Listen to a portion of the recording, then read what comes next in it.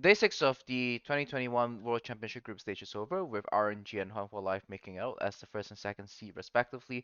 But today, I want to talk a little bit about the game between RNG and PSG Talon and answer a question that was floating around Twitter. And this was posted by one of the LCS Academy session, which Costas Cubby, who also does the League Day live stream. Do check him out on Twitter and do check out his work. He does some really great work over there.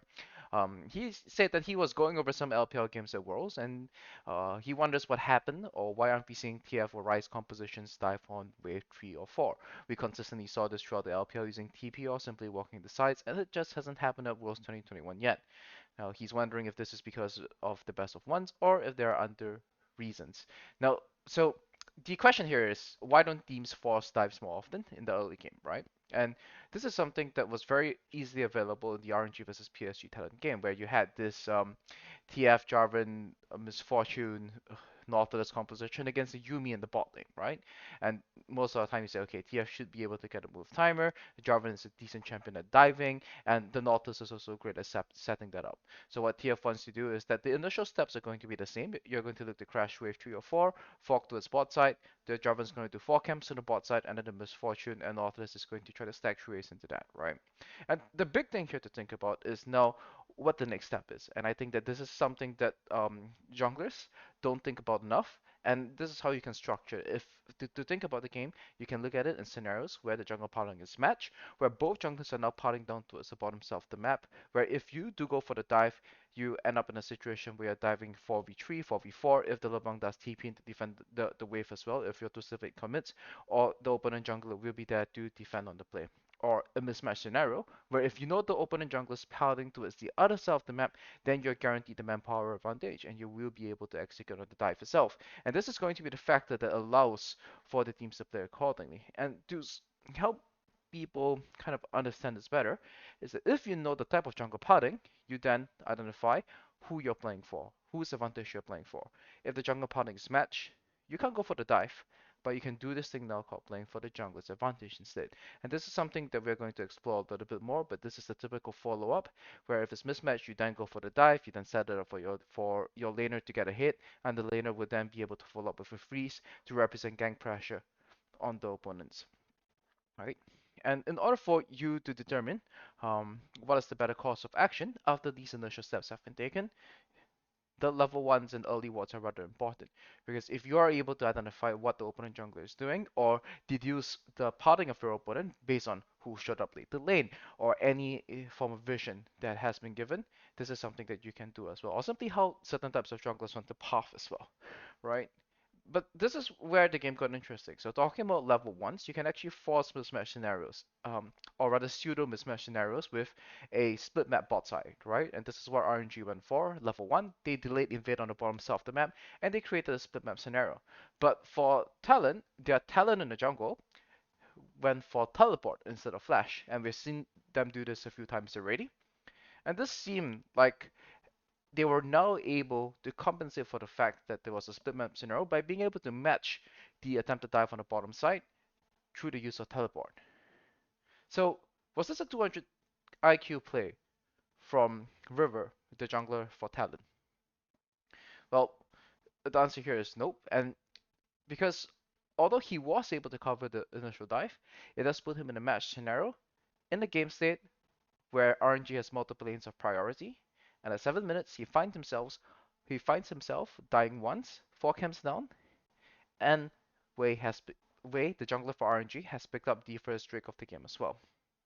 So let's take a look at how this series of events has unfolded and see if we can learn anything from the way that Wei approaches this, so that if you find yourself in a match scenario, instead of going for the bot dive, you can execute a similar game plan as well.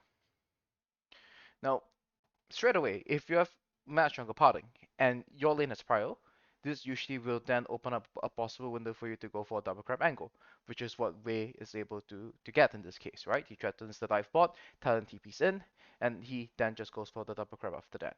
Now, in a more normal game, you can even go for greedier options to chase the Talon out of his jungle because your support will have the first move here. You should be able to then threaten to take the Raptors and the red buff as well, but because this was a split map, simply settling for the double crab would put Wei ahead, and that was what he went for. And the follow-up from this is that no, it's not the end of it because now the Nautilus has the first move, he gets the first base, and they rush the top side of the map, where they are able to take away the blue buff, and they then contest the remainder of the camps that are available to Talon at this point of time. And because the bot lane is pushed in as well, Talon doesn't have any meaningful counterplay, and he can only face Chuck on the top side of the map. So Talon walks into the top side of the map and promptly dies to the multiple members of RNG walking into the top side of the jungle. Now, in all of this time, while this play is happening, Misfortune is now building a slow push on the bottom side of the map, which then enables the next series of events where now when the red buff is respawning, the Jarvan is not only able to use this slow pushing wave on the bottom side of the map to secure the Drake, but be able to run in there and chase Talon off his red buff and chasing PSG Talon's jungler out of the jungle. This then enables the scenario where Jarvan finds himself up these 4 camps, faster to level 6 first, and they are now threatening to dive on the Jhin and Yuumi, with Talon having no meaningful counterplay towards this. The rest of the game goes where Talon does eventually try to help out his laners, and they pick him off. The LeBlanc TVs in, and they call off the play. But this is a massive jungle lead that was able to happen in the first 7 minutes of the game. And I have to say that this was rather impressive. Now, how do we translate this back into the big picture? And what can we learn from this game? Now, the first thing is that when jungle potting is matched, you don't necessarily have to force the dive on the side that you path to, because you then end up flipping a scenario. It can trade 1-for-1 things, can go messy, and there's better, higher, what we call expected value plays to go for, simply using your laner's move windows to secure the jungler's advantage, taking additional camps, going for the double crab. And it is important as a jungler, if you find yourself in this type of scenario, to then have the agency. A lot of junglers sometimes in the competitive scene, they're very used to listening to the laners and say, hey, I need you here, play for my freeze, play for my gank. But if it's a match jungle potting scenario, you then can put a focus on yourself and call for your laners, hey, I'm planning to invade this camp. This camp is spawning at this timer. Manipulate the wave if possible so that you can get a movement over here to disappear into fog, so that I can then aggressively play to chase the opponent jungler out of his side of the map. And in exchange, once you are able to secure that lead as a jungler, you will then enable a subsequent dive opportunity back for your laners at the end of the day. And now that kind of caps it up as to how RNG was able to execute on this jungle gap, and it kind of answers the question, why are we not seeing more of these dives?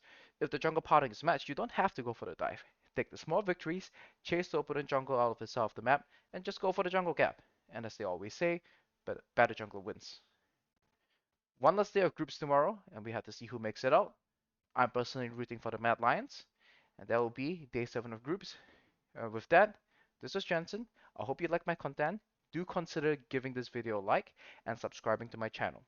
With that, get hyped for Worlds.